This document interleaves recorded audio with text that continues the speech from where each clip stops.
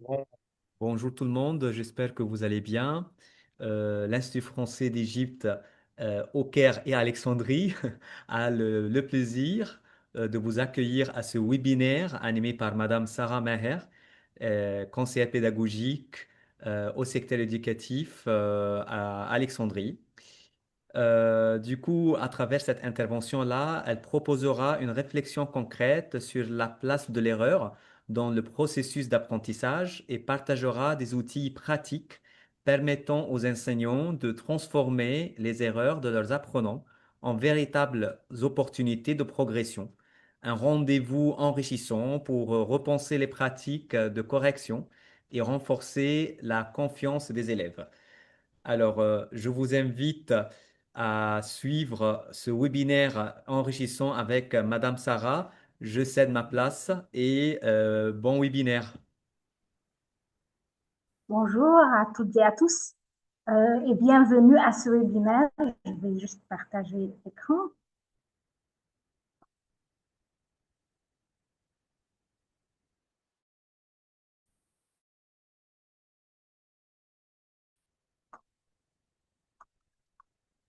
Alors, bienvenue à ce webinaire, l'erreur, obstacle ou opportunité pour vos apprenants. Comme voilà le titre l'indique, l'erreur est souvent considérée comme un problème à corriger. Comme vous voyez sur l'image, nos élèves là, quand ils font face à l'erreur, ils paniquent, ils sont stressés, ils manquent de confiance et ils sont bloqués. Donc là, on va essayer de voir comment cette erreur-là, elle peut devenir un outil d'apprentissage, un vrai levier d'apprentissage et de progression et de confiance. Alors aujourd'hui, on va essayer de changer notre regard sur l'erreur et voir comment l'exploiter pédagogiquement. Alors, pour les objectifs du webinaire, là, on va comprendre tout d'abord le potentiel de l'erreur, changer de regard sur l'erreur à la lumière des sciences cognitives et des théories d'apprentissage. On va identifier les différents types d'erreurs, faire un diagnostic rapide de la nature d'une erreur et son origine, adapter ses pratiques de correction. On va voir comment exercer un jugement professionnel éclairé face à l'erreur, choisir quand intervenir, différer ou faire l'auto-évaluation selon la situation et finalement le fait de construire un feedback constructif, de formuler des retours clairs et motivants pour accompagner la progression des élèves. Mais avant, j'aimerais tout d'abord vous poser une question, là, une simple question. Combien de fois dans vos salles de classe, pendant une journée scolaire, vous entendez la phrase « Ah, j'ai fait une erreur » et que représente l'erreur pour vous? Est-ce que c'est un échec? C'est un signal négatif qu'on doit sanctionner et effacer vite, le plus vite possible? Est-ce que c'est une étape?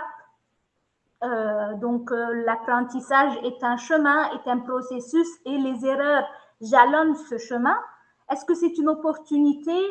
Donc, l'erreur révèle le raisonnement, comment l'élève réfléchit et c'est une source à exploiter, ou bien c'est un obstacle, l'erreur bloque la progression et doit être corrigée rapidement. Je vous invite rapidement dans le chat, vous allez écrire juste un chiffre là, 1, 2, 3, 4.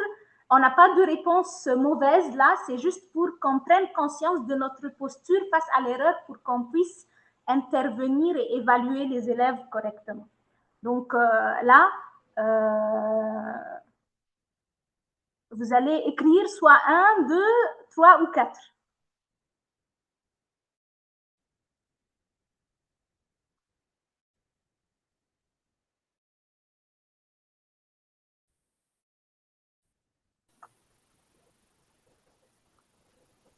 Là, je vois une opportunité. 3, 4, donc opportunité et 4, on a aussi, voilà, 3 et 4, donc toujours 3 et 4, ça va. Alors là,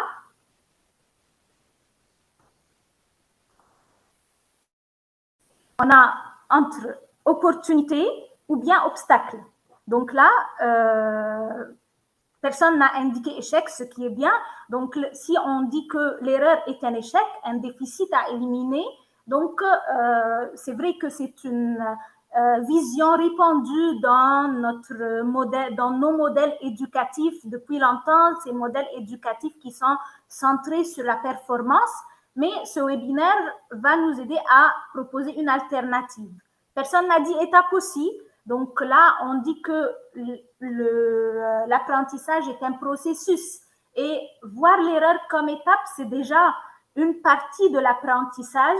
Donc, c'est une posture dynamique aussi de voir l'erreur. Donc, vous avez indiqué, la plupart a indiqué 3.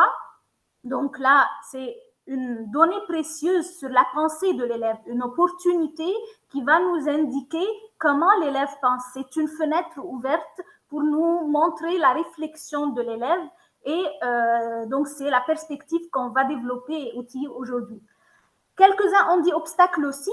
Donc, est-ce que vous voyez là que c'est vraiment l'erreur en elle-même qui constitue un obstacle qui bloque l'élève ou bien notre réaction à l'erreur, la réaction de l'enseignant quand l'élève fait une erreur, d'habitude soit en grande, soit par exemple même on fixe l'élève ou bien on essaye tout de suite de corriger pour montrer que voilà, c'est pas correct. Et parfois aussi les collègues voilà, se moquent de l'élève qui a commis cette erreur. Donc là, c'est plutôt la réaction face à l'erreur qui fait ce blocage, qui constitue cet obstacle. Et là, on va peut-être essayer de voir comment on pourrait changer cette vision. Donc là, on va essayer de voir comment l'erreur pourrait être une ressource à exploiter. Depuis longtemps, se tromper, et même jusqu'à maintenant, se tromper, c'est souvent perçu comme un échec, une source de peur et de stress, comme on a dit pour l'élève. Et si on regarde les choses différemment, si on se pose cette question-là, qui parmi nous a tout appris, tout compris dès le premier coup? Je crois que personne. Donc là, si on voit cette vision à l'erreur, on pourrait dire que c'est normal. Mais on voit toujours que les élèves sont stressés quand ils commettent des erreurs. Et c'est ce qu'on voit dans l'étude d'Aïcha Lazar. C'est une chercheuse qui a posé une question simple à des élèves de CE2. Faire une erreur, est-ce grave ou normal? Et là, on voit la réponse unanime, une réponse toute rationnelle, comme on a posé la question précédente. Là, la plupart ont indiqué opportunité, personne n'a indiqué échec. Donc là, aussi, les élèves, ils ont tous indiqué que c'est normal. Mais attention, en analysant ces réponses-là, on a vu que c'est pas vraiment le cas face à cette réponse rationnelle unanime que c'est normal. On voit des élèves qui ressentent la peur, la honte, la colère, l'envie même de pleurer quand ils commettent des erreurs. Et donc là, c'est une analyse émotionnelle de cette réponse unanime qui ont dit normal. Quand on a analysé, on a trouvé que moins que la moitié se sentent normaux vraiment face à leurs erreurs. Mais pour comprendre vraiment d'où est venue cette peur-là qui est ancrée dans nos classes, on doit essayer de comprendre une notion très importante et d'essayer de différencier entre deux notions qui peut-être prêtent à confusion pour la plupart des enseignants, même des enseignants expérimentés, peuvent confondre entre ces deux notions-là, l'erreur et la faute. Donc, comme l'indiquent les chercheurs Daniel Favre et Jean-Pierre Astolfi, ces deux termes ne sont pas synonymes. Et le fait de les confondre mène à des réponses pédagogiques inadaptées. Quand on répond à l'erreur d'une certaine façon, on essaye de corriger ou bien on essaye de sanctionner, c'est pas comme on répond à une faute. Donc là, il faut tout d'abord différencier ces deux notions-là. Tout d'abord, l'erreur. que Astolfi considère comme un symptôme. C'est plutôt signe d'un obstacle épistémologique, ça veut dire méthodologique.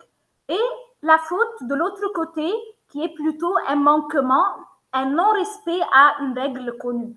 Donc, d'un côté, l'erreur, ça concerne plutôt une compétence ou bien une notion non maîtrisée, mais la faute, c'est une règle ou une procédure déjà maîtrisée, mais quand même, on fait des fautes même avec cette maîtrise-là, après avoir maîtrisé la règle.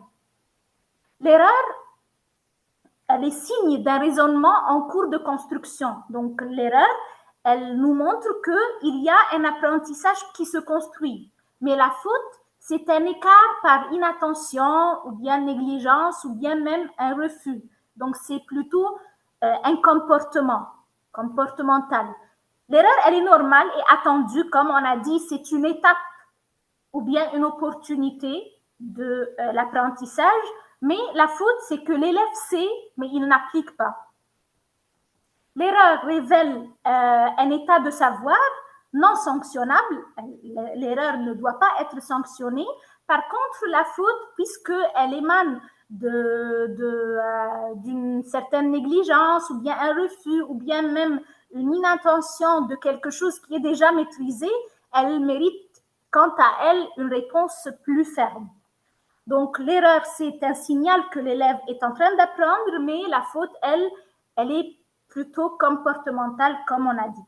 Mais pour comprendre d'où vient cette confusion-là, on va essayer de faire un petit détour dans l'histoire des méthodologies de l'apprentissage qui ont profondément façonné notre regard sur l'erreur. Alors, tout d'abord, depuis longtemps, l'erreur, elle était considérée comme un signe d'un un manque de travail, un manque de compréhension, un manque d'intelligence même, surtout dans les modèles transmissifs, là où l'élève, il était considéré comme une tête vide et qu'il faut remplir, comme on voit sur l'image là. L'enseignant, il est le détenteur du savoir, il sait tout, et l'élève, il est passif, il reçoit. Et donc, il n'y avait pas de place à l'erreur à ce moment-là. L'erreur, elle était plutôt considérée comme un échec personnel de l'élève. Et l'enseignant, il n'a qu'à transmettre sans vraiment voir si les élèves ont bien compris ou pas. On passe ensuite au modèle behavioriste. Et selon son nom, behavioriste, ça vient de behavior, comportement. Donc, l'erreur, elle était considérée comme un défaut à corriger par la répétition. Donc, puisque c'est un comportement incorrect, on essayait de répéter pour changer ce comportement-là, soit si c'est un comportement correct, à force de répéter, on essaye de l'ancrer, soit un comportement incorrect, donc à force de répéter, on essaye de l'éliminer. Et c'est ça ce que Skinner, l'un des fondateurs de ce modèle behavioriste, a essayé d'illustrer en faisant cette expérience-là de la boîte, une expérience sur les rats. Donc, il a fait cette boîte-là avec un bouton poussoir, un levier comme ça, et un distributeur de nourriture. Et il a fait deux expériences sur deux phases qu'on a appelées le conditionnement opérant. Donc là, tout d'abord, il a essayé de renforcer un comportement positif. Et là, donc, il a mis le rat et le rat, quand il appuie sur le bouton, il reçoit de la nourriture à travers le distributeur de nourriture. Et donc là, quand il trouve qu'il reçoit de la nourriture, ce qu'il va faire, c'est qu'il va commencer à répéter ce même comportement pour avoir tout le temps de la nourriture. Ça, c'était le conditionnement positif qu'on voulait renforcer. L'autre expérience, c'était le renforcement négatif. Et là, pour éviter la répétition d'une erreur, donc il a mis un autre rat plutôt, et avec en bas un plancher électrifiable. Et quand le rat il appuie sur le bouton poussoir, il reçoit un choc électrique. Du coup, là, quand il reçoit ce choc, avec la répétition, il va essayer d'éliminer le fait d'appuyer sur le bouton poussoir. Et donc, il va essayer d'éviter de recevoir cette punition puisqu'il a lié ce comportement à la punition. Donc, c'était un modèle qui considérait voilà, l'erreur comme un comportement négatif qu'on essayait d'éliminer par la répétition. Mais après, avec les sciences cognitives et avec la pédagogie contemporaine, l'erreur, elle n'est plus comme ce qu'on a vu là, elle n'est plus un signe d'un manque ou bien un défaut, mais plutôt une erreur. L'erreur, elle est plutôt constitutive de l'apprentissage, une partie essentielle de l'apprentissage.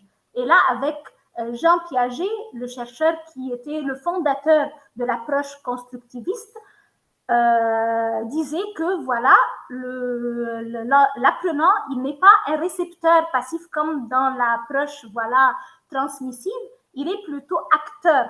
Il construit son propre apprentissage par voilà, deux processus essentiels. Comme vous voyez, là, on a deux mécanismes selon Piaget. Tout d'abord, l'assimilation.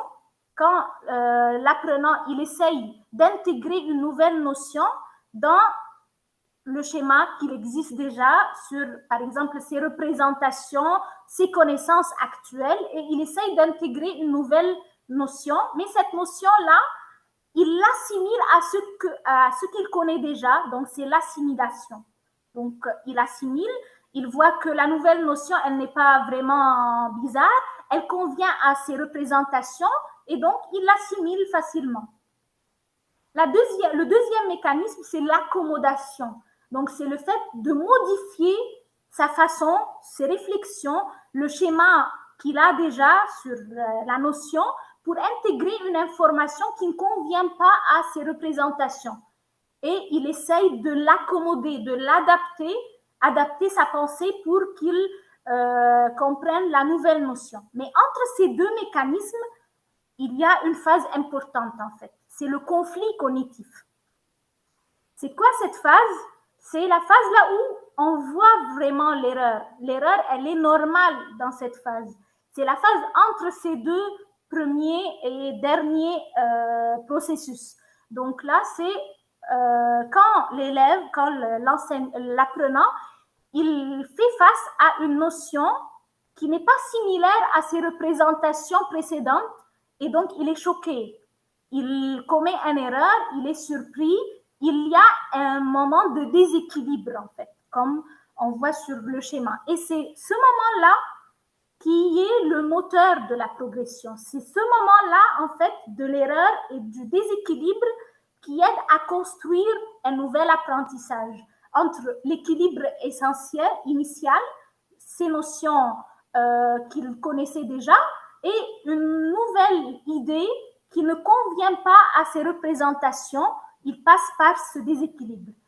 Et c'est vraiment cette phase-là qui constitue le réel apprentissage.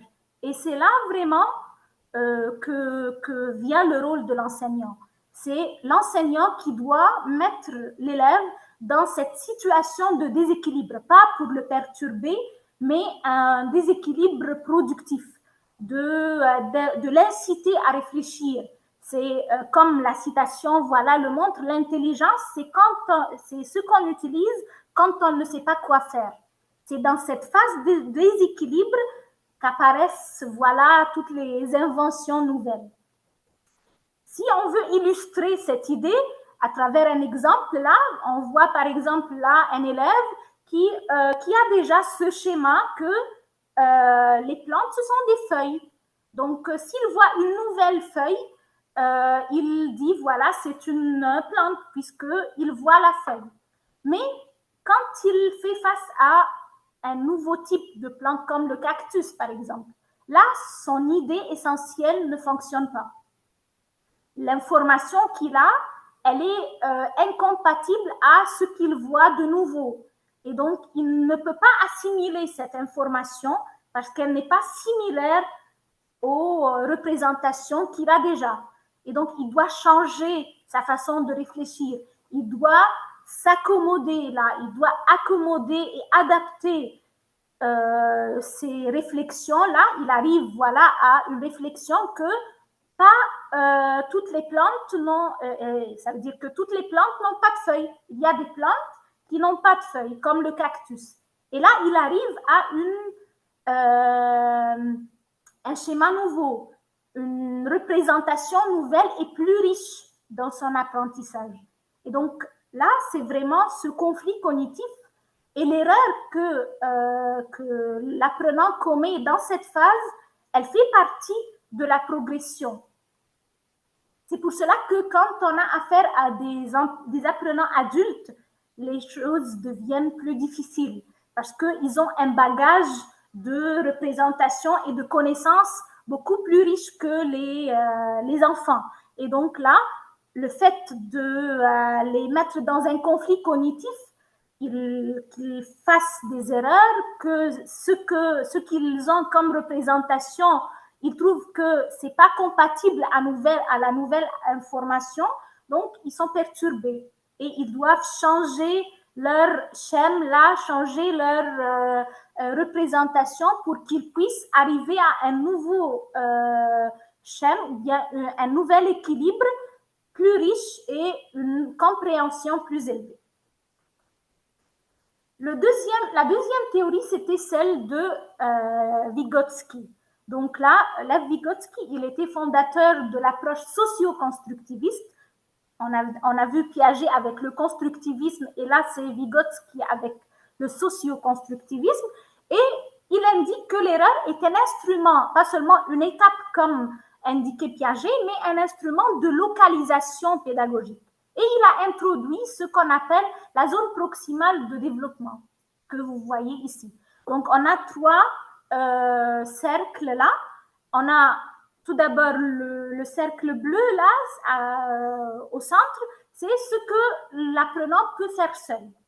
Et c'est la zone de confort, un exercice facile, pas de conflit cognitif, mais ça risque d'être un peu ennuyeux si on continue à lui donner le même type d'exercice qu'il peut faire seul. Donc, l'élève n'est pas stimulé. La deuxième zone, c'est la zone proximale, la ZPD, là, c'est là qu'apparaît l'erreur, comme le conflit cognitif qu'on vient de voir. Et là, c'est la zone là où l'apprenant, il ne peut pas faire seul la tâche, mais il peut la faire avec de l'aide d'un enseignant, avec l'aide d'un collègue, d'un père. Et donc, c'est vraiment dans cette phase que l'enseignant doit intervenir pour étayer, pour expliquer. Et c'est vraiment la bonne zone pour apprendre là, de nouvelles notions. Et on a la zone voilà, extérieure, c'est hors de portée autonome, c'est ce qui est trop difficile. Donc là, l'élève, il commet des erreurs massives et parfois c'est démobilisant, c'est aussi ça altère la confiance de l'élève. Donc là, l'erreur, elle constitue comme un GPS pour l'enseignant. Elle localise l'élève dans sa zone voilà, proximale de développement. Donc, l'enseignant, il a ce rôle ici, soit de guider, soit d'adapter le niveau si c'est trop simple. Donc, l'élève il n'est pas stimulé, il doit chercher des activités plus avancées ou bien dire que non, cette activité, elle dépasse de loin le niveau de l'élève.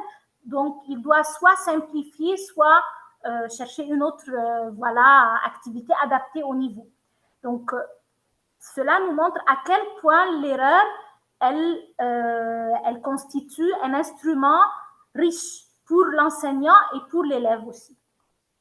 Donc, si on voit cela aussi comme exemple, là, pour la règle de l'accord avec l'auxiliaire avoir, là, on voit que l'élève, il a maîtrisé la première phrase, il n'a pas fait l'accord, le COD, il est après le verbe, mais dans la deuxième phrase, c'est une notion qui dépasse voilà, son niveau, c'est la zone proximale de développement.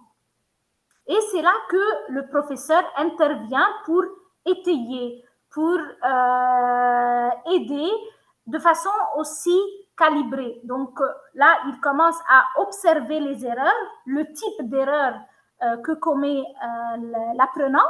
Il commence peut-être à donner un exemple, à expliquer la règle, à reformuler, à donner des indices, à surligner par exemple le COD, à reformuler pour aider dans une première phase. Donc, on a plutôt 3 phases là. Tout d'abord, la phase d'aide. Il va commencer à l'aider pour expliquer la règle. Ensuite, il va s'éloigner un peu, ne pas vraiment aider trop dans un deuxième temps et pour le laisser enfin seul à accomplir la tâche et une fois qu'il a maîtrisé voilà l'accord.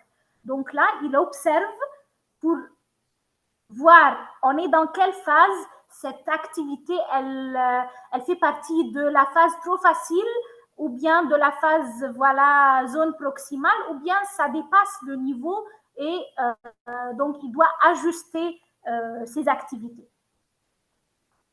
Ensuite, on a Philippe Perronneau qui dit que l'erreur est une fenêtre sur la pensée de l'élève. Donc là, c'est aussi une information importante, cette erreur-là, qu'on doit vraiment l'utiliser de façon voilà, pédagogique. L'erreur ne dit pas il n'a pas compris, mais elle dit plutôt comment il a compris. Donc, il y a une très grande différence entre les deux réactions. La première, elle ferme la porte. L'erreur, c'est une faute qu'on doit corriger rapidement. On doit faire un jugement rapide. L'élève, bien sûr, il va se sentir en échec. Il ne comprend pas l'origine de la difficulté et la prochaine fois, il va répéter la même erreur sans avancer. Mais quand on dit comment il a compris à travers cette erreur qui est un signe révélateur du raisonnement, de la connaissance, des obstacles, des confusions que l'élève a rencontrées, des stratégies d'apprentissage utilisées. Donc là, on cherche à comprendre voilà, le raisonnement de l'élève et l'élève se sent compris.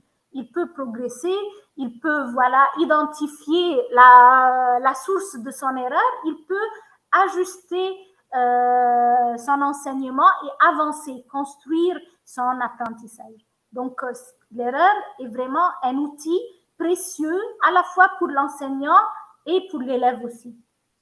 Donc, pour comprendre les besoins de nos élèves, pour pouvoir faire de l'apprentissage différencié, pour pouvoir remédier, pour construire des apprentissages et même pour évaluer de façon formative. Donc, l'erreur, c'est un outil précieux. Et bien sûr, pour l'élève, quand il se sent compris et en confiance, il va comprendre les démarches, comprendre ses difficultés et progresser.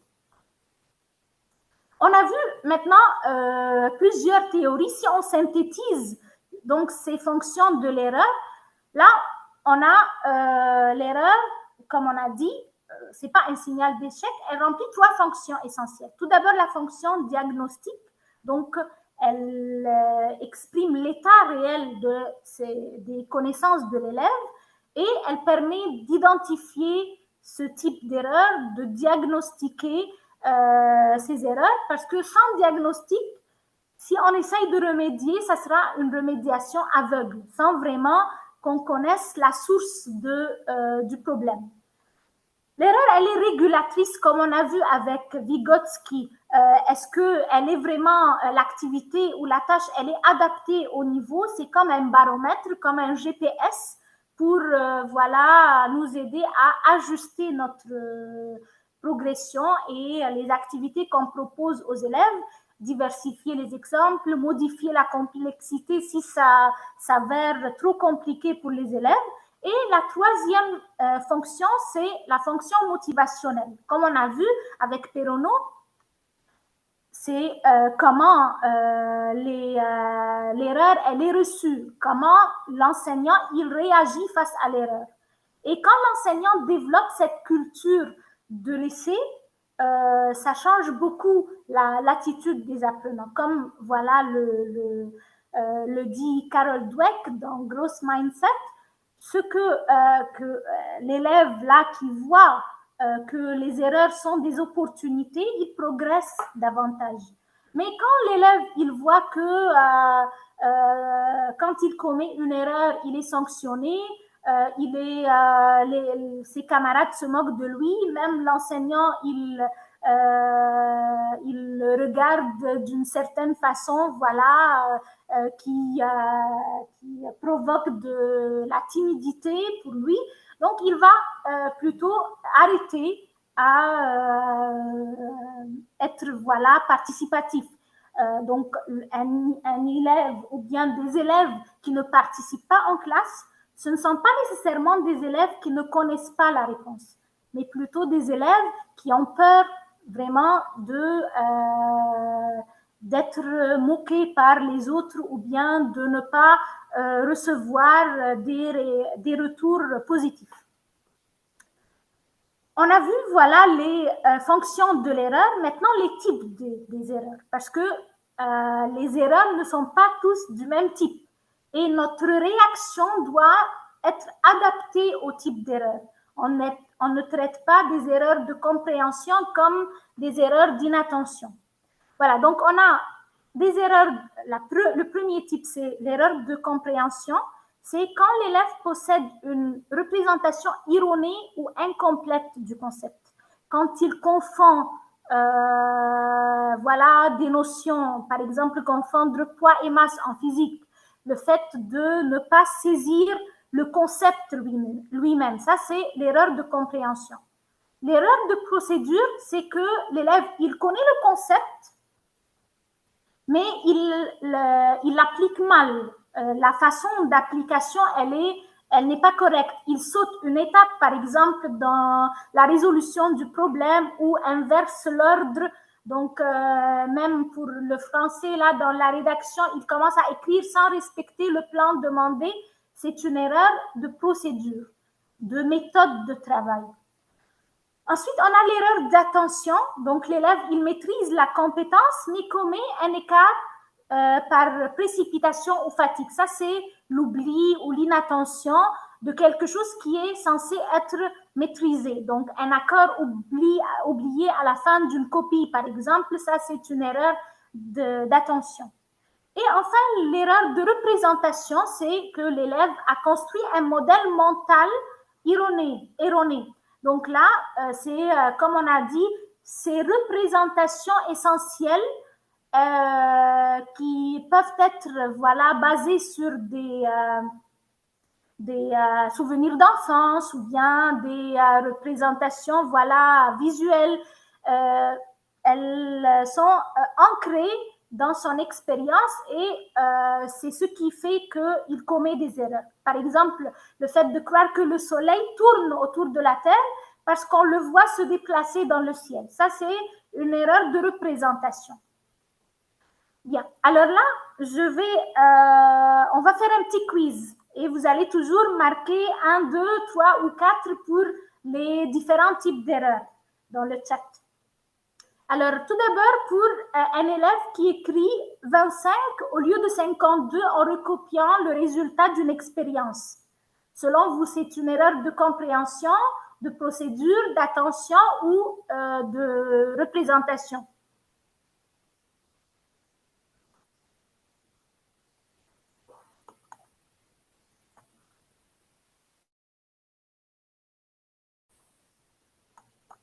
Alors, là, on a des gens qui disent toi, c'est l'erreur d'attention, ça va, bien. Je crois que vous voyez déjà les réponses. Bien, dans une phrase, l'élève accorde le verbe sans chercher le sujet. Donc, il met tout de suite l'accord sans voir tout d'abord le sujet dans la phrase. Alors là, je crois que je vais aller un peu plus vite. Là, c'est une erreur de procédure. Il n'a pas respecté l'étape à suivre dans la résolution du problème de conjugaison. Un élève qui croit qu'un objet lourd tombe toujours plus vite qu'un objet léger. Alors, puisque ça tombe plus vite, c'est plus lourd. C'est plutôt une erreur de représentation. Un élève qui résout un problème de partage entre amis, s'ils veulent partager par exemple, je ne sais pas, 10 oranges, et ils multiplient au lieu de diviser. Là, c'est plutôt une erreur de procédure. Il n'a pas appliqué l'opération convenable à ce problème. Un élève qui pense qu'un verbe est forcément une action, tous les verbes sont des actions, donc il dit que le verbe être n'est pas un verbe. Là, c'est plutôt une erreur de compréhension puisque le concept lui-même est erroné. Un élève qui écrit les oiseaux chantent alors qu'il connaît la règle d'accord. Peut-être comme on a dit en fin de copie, ou bien on voit qu'il connaît la règle, mais pour une fois, il a mal accordé. Donc, c'est plutôt une erreur d'attention.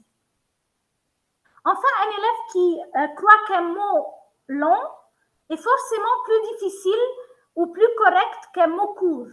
Donc, quand on utilise des mots compliqués et longs, là, on dit que c'est voilà, un langage plus difficile ou plus correct qu'un mot plus court. C'est plutôt une erreur de représentation. Voilà, donc une fois qu'on a identifié les types des erreurs, on commence à voir comment intervenir. C'est fini, on a vu que c'est important, l'erreur, elle est utile.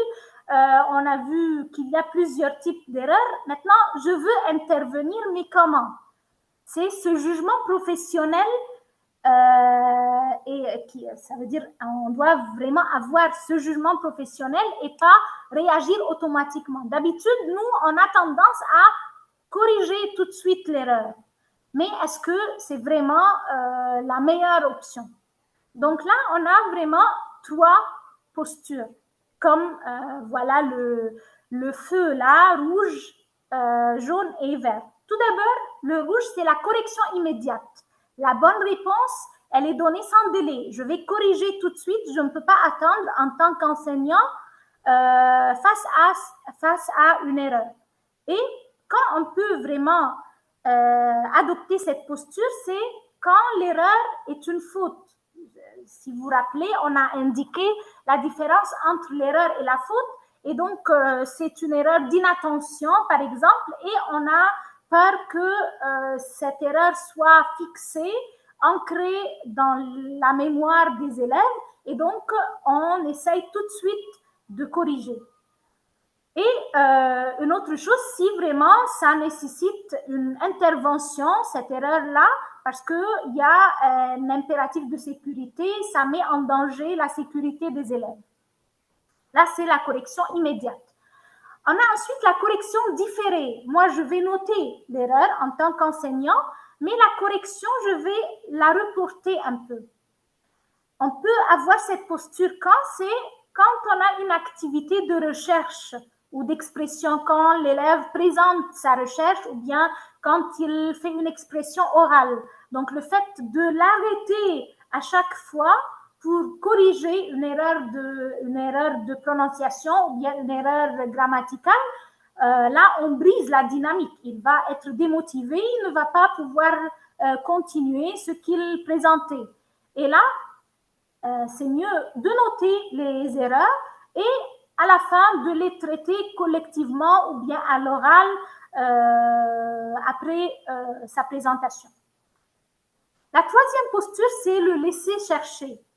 Donc là, je ne vais pas même donner de retour, je ne vais pas corriger, ni maintenant ni après, mais je vais laisser l'élève chercher. Il est renvoyé à des ressources, je vais lui proposer des ressources pour chercher, ou bien qu'il compare voilà, ses réponses avec un père pour un collègue, voilà, pour qu'ils réfléchissent ensemble. Donc là, si on veut vraiment développer l'autonomie de l'élève, si vraiment cette notion, elle est dans la zone proximale de développement, là où l'élève, il pourrait arriver à une réponse avec l'aide de quelqu'un, un père ou voilà une ressource même qui pourrait l'aider.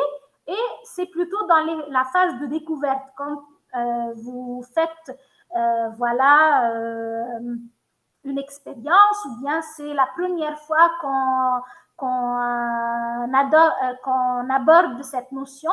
Donc, on les laisse dans cette phase de recherche, ou bien entre pairs, ils peuvent commencer à réfléchir ensemble, et ce n'est pas l'enseignant nécessairement qui donne la correction. Mais quand j'adopte l'une ou cette posture ou l'autre là, il y a des critères en fait. On a plutôt l'objectif de la séance. Est-ce qu'on est dans une phase de production? Est-ce que c'est la découverte? C'est la construction du savoir encore? Ça dépend aussi du type d'erreur. Est-ce que c'est une erreur conceptuelle de compréhension, ou bien c'est une erreur d'inattention qu'on va appeler plutôt faute? Et ça dépend aussi de l'autonomie de l'élève. Est-ce qu'il va pouvoir s'autocorriger, ou bien je vais le laisser seul, bloqué dans ses propres pensées, et il n'arrive pas vraiment à trouver la correction. Et le moment d'apprentissage aussi, toujours, est-ce qu'on est dans une phase d'entraînement, d'évaluation? Dans un examen, je ne vais pas corriger, bien sûr, immédiatement. Je vais différer pour la correction. Alors, là, on a décidé, comme on a dit, d'intervenir, et on a là le modèle de Hattie et Timperley qui ont travaillé sur les types de feedback. Donc, selon eux, il y a 3 niveaux de retour. Si même je veux faire un retour, je veux faire un commentaire, je veux corriger, on a 3 types de retour, ou bien de réaction, de posture qu'on pourrait adopter. Tout d'abord, le feed-up.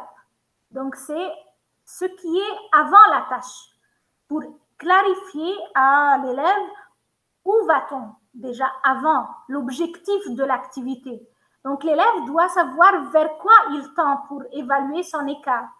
C'est quoi l'objectif visé? Par exemple, là, l'objectif de répondre aux questions en utilisant une citation du texte pour justifier chaque réponse. Je dois formuler cela, cet objectif, avant l'activité. Ça, c'est le feed-up.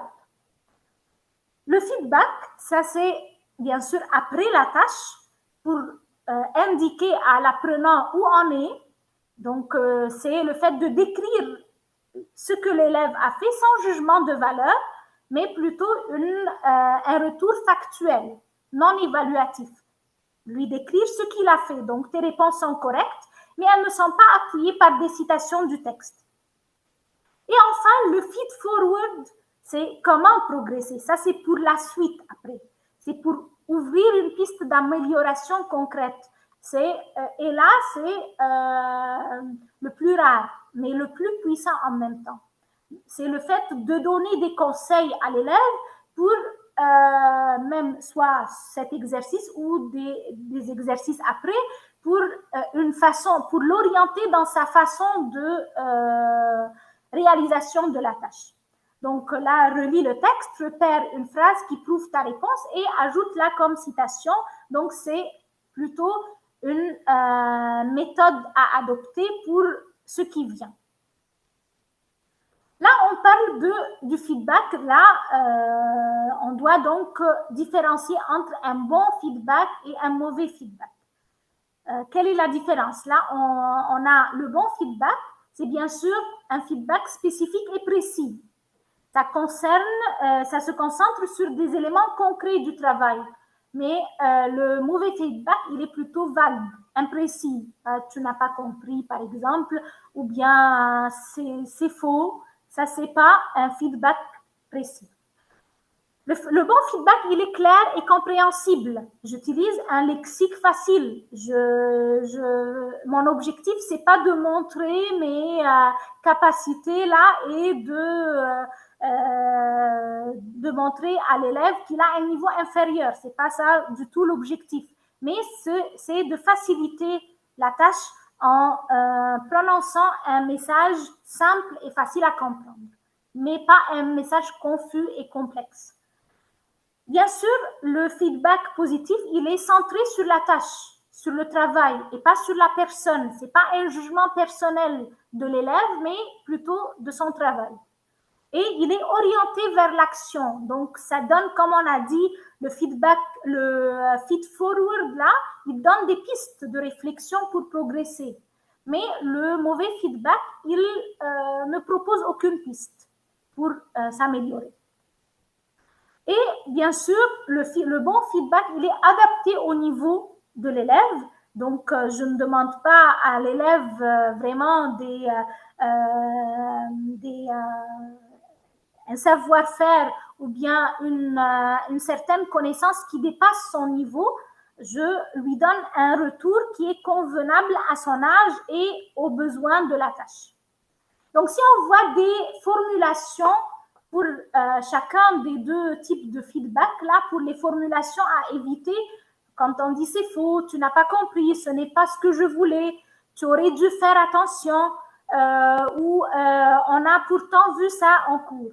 Mais les formulations efficaces, c'est plutôt des pistes, là. Explique ton raisonnement, c'est inciter l'élève à réfléchir sur ce qu'il a fait comme erreur. Tu es sur la bonne piste, mais regarde l'étape 2. Qu'est-ce qui te fait dire ça? Donc, c'est pour toujours l'incitation à la réflexion. Compare ta réponse avec la consigne. Tu as progressé sur ce point, même si le résultat est incorrect. Ton raisonnement est intéressant, mais vérifie cette étape. Tu es sur la bonne voie, mais il te manque encore tel ou tel. Donc là, c'est des feedbacks efficaces qui ouvrent le dialogue et qui guident vers la réussite. Pourquoi c'est important de donner un bon feedback, un feedback constructif? C'est parce que ça fait partie vraiment des facteurs essentiels de la réussite de l'élève.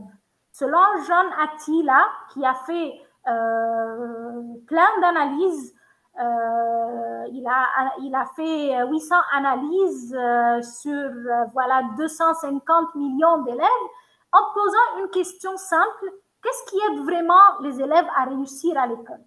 Et parmi plusieurs facteurs et les réponses des élèves là et l'analyse des copies et voilà de plusieurs recherches, il a pu identifier des facteurs qui ont un impact fort. Et là, on voit que le seuil d'effet moyen de tous les facteurs, c'est 0,40. Donc, à partir de 0,40, ce facteur-là a un effet, a un impact. Donc là, si on regarde, là, l'enseignement direct, 0,59. Ça dépasse les 0,40. Donc, ça a un impact positif. La métacognition, c'est 60. Et le plus haut facteur, là, le facteur qui a le plus d'impact sur la réussite de l'élève, il a trouvé que c'est le feedback formatif. Donc, la réaction de l'enseignant face à l'erreur.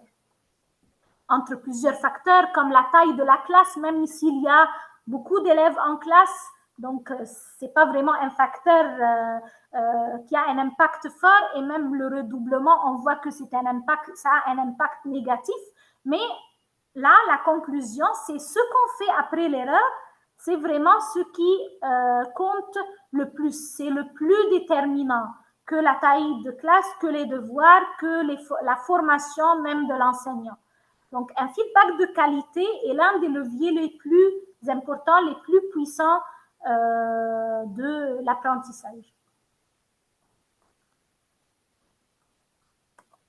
Alors, là, on a vu voilà les types d'erreurs, on a vu que c'est important l'erreur, on a vu les différents types d'interventions, les feedbacks, mais l'important, ce n'est pas seulement de corriger, mais comme on a dit, de transformer l'erreur en opportunité, en apprentissage.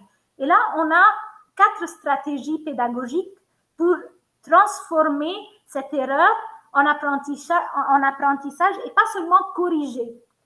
Tout d'abord, l'analyse collective. Donc là, si on présente de façon anonyme une ou plusieurs erreurs qu'on a remarqué que c'est répétitif et on les analyse ensemble. Donc là, l'objectif, ce n'est plus de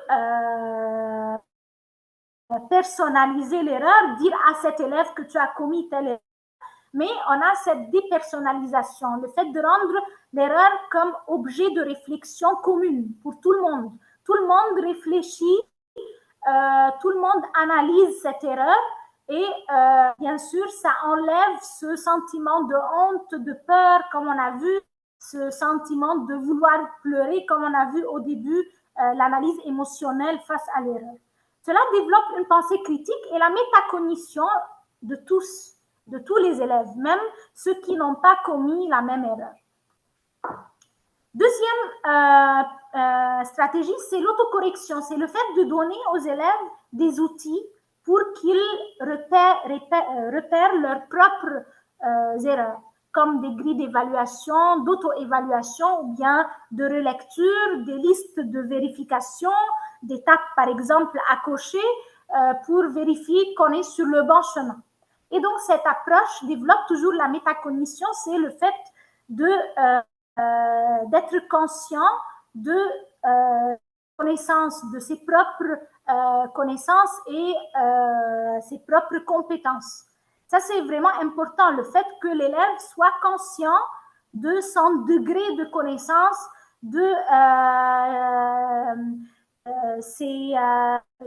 d'identifier où sont ses difficultés. Ça, c'est vraiment la métacognition. Si vous vous rappelez, c'était le deuxième facteur dans l'étude de Hattie. Là, c'était 0,60 parmi les facteurs les plus puissants de la réussite de l'élève. Troisième stratégie, c'est le travail entre pairs, ou bien le travail en groupe. Là, c'est comme on a vu avec socioconstructivisme de Vygotsky, le fait de s'entraider, cette interaction entre pairs, c'est vraiment un grand levier de développement cognitif. C'est que l'élève va expliquer à son collègue sa réponse et en expliquant, cet acte d'expliquer va peut-être clarifier à l'élève sa pensée et peut-être identifier même ses incompréhensions. Quatrième stratégie, c'est la valorisation des essais. Comme on a vu avec Carol Dweck, c'est ce côté motivationnel. Quand l'enseignant instaure dans la classe un rapport positif à l'erreur et à l'essai, que c'est normal d'essayer, de se tromper, de faire des erreurs et de valoriser la bonne démarche.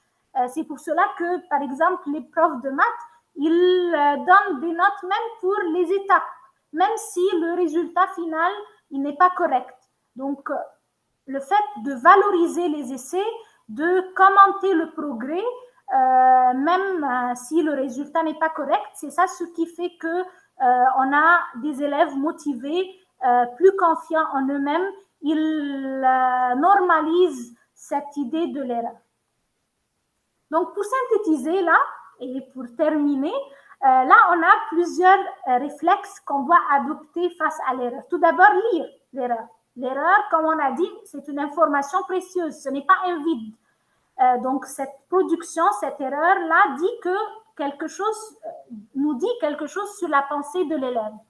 Le fait d'identifier le type d'erreur, est-ce que c'est une erreur de compréhension, de procédure, d'attention ou de représentation, et de remédier selon le type d'erreur. Le fait de décider comment agir. Est-ce que je dois corriger tout de suite, différer ou laisser chercher en fonction du contexte et de l'objectif de la séance et du niveau de l'élève, bien sûr. Le fait de commencer à formuler un feedback à travers, voilà, les trois types là, de clarifier l'objectif, le feed-up, le feedback, le feed-forward, et que ça soit un bon feedback précis, bienveillant et orienté vers la progression. Et à la fin, c'est le fait de cultiver cette culture, voilà, de l'erreur, de l'essai, et que l'erreur, c'est pas vraiment une catastrophe, c'est le fait de dédramatiser l'erreur. Donc, ce que vous faites après l'erreur, c'est ce qui fait la différence. Voilà, j'ai terminé. Alors, si vous avez des questions ou bien si vous pouvez nous écrire dans le chat quelque chose que vous voulez changer tout de suite via sur votre voilà, posture ou bien votre vision de l'erreur. Merci.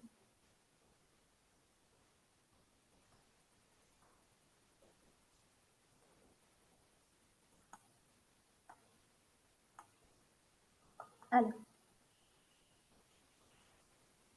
là, si vous avez des questions ou quelque chose que vous avez décidé de changer là dans vos pratiques.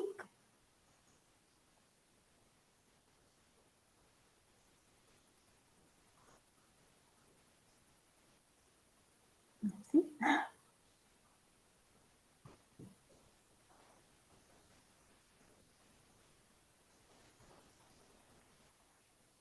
Alors, s'il n'y a pas de questions, je crois que je vais céder la parole à Joseph.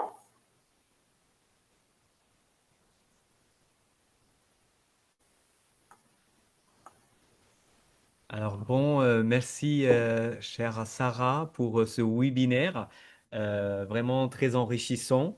Et voilà, il y a une question de Madame Myrna. Est-ce qu'on peut avoir le document de la formation? Oui, tout à fait, bien sûr. Alors, une fois que Madame Sarah me partage le document, alors du coup, vous allez trouver tous les documents sur notre Espace Égypte sur la plateforme IFProf. C'est ça, voilà. Bon, j'aimerais bien vous remercier pour ces informations. Merci. Alors, Madame Mariam Yasser vous remercie énormément, chère Sarah, très bien. Bon, merci. S'il vous plaît, Sarah, est-ce que vous pourriez, s'il vous plaît, couper le partage d'écran? Bon, alors, du coup, avant de vous dire merci et au revoir, j'aimerais bien vous dire une annonce de notre part, de la part de l'Institut français d'Égypte, c'est qu'on vient de lancer un concours IF-Prof. C'est un concours pour, on peut dire, animer notre espace. C'est un concours pour la meilleure contributeur-contributrice et c'est lui et celle qui va gagner quand même une bourse pédagogique de 15 jours en France. Vous allez trouver cette fiche concours sur la plateforme et encore un mail qui a été envoyé au chef d'établissement des écoles, soit labellisées, soit des écoles LV2. Mais c'est pour, si vous voulez avoir des informations c'est-à-dire rapide, vous allez trouver, je vous montre, voilà, sur la plateforme. Un instant, voilà. Bon, voilà, alors sur la plateforme. Bon. Vous allez trouver ici un poste et voilà, fiche concours 2026. Merci de bien lire la fiche concours. Surtout, il y a des clauses, il y a aussi les dates. J'aimerais bien que vous commenciez à aussi stocker vos attestations, car ces attestations-là vous offrent des jetons, des points qui vous aident à gagner après. Bon, alors de toute façon, je vous remercie énormément et on remercie aussi Madame Sarah pour ce webinaire. De toute façon, le lien pour ce concours se trouve, toutes les ressources se trouvent sur IFProf, sur l'espace IFProf. Vous avez trouvé la publication, je viens de publier ça, ça fait quelques minutes. Il se trouve aussi à la une, ça sera très simple de trouver la publication. Alors, on vous remercie énormément et on vous souhaite une très bonne soirée. Au revoir. Merci. Au revoir.